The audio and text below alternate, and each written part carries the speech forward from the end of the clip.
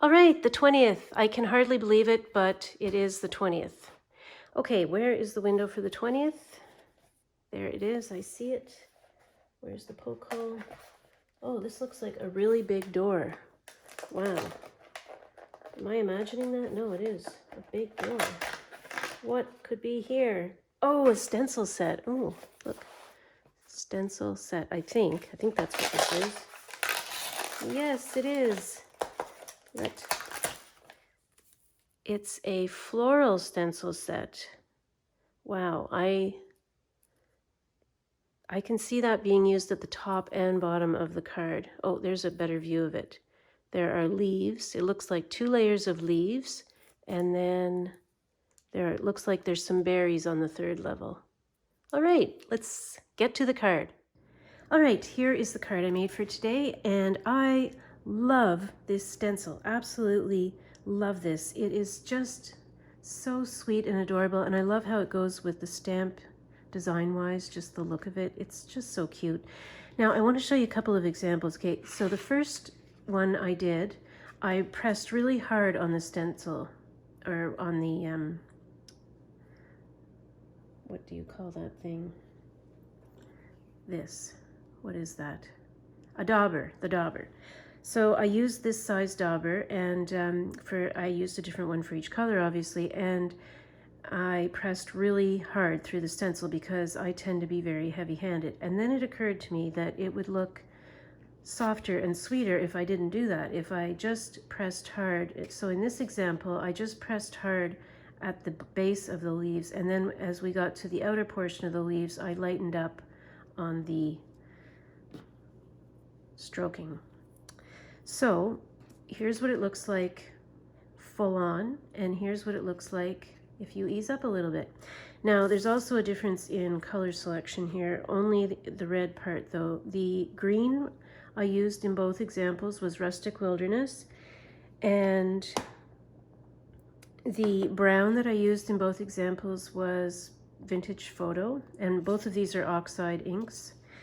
And then for the light colored one, I used Abandoned Coral, and for the dark heavy-handed, darkish red one, I used Candied Apple.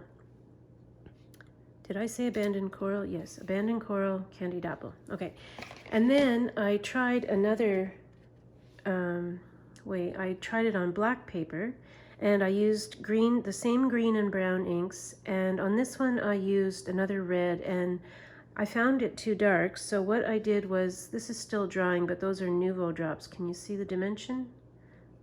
I hope so. This is the color, what does this say? Sweet Lilac.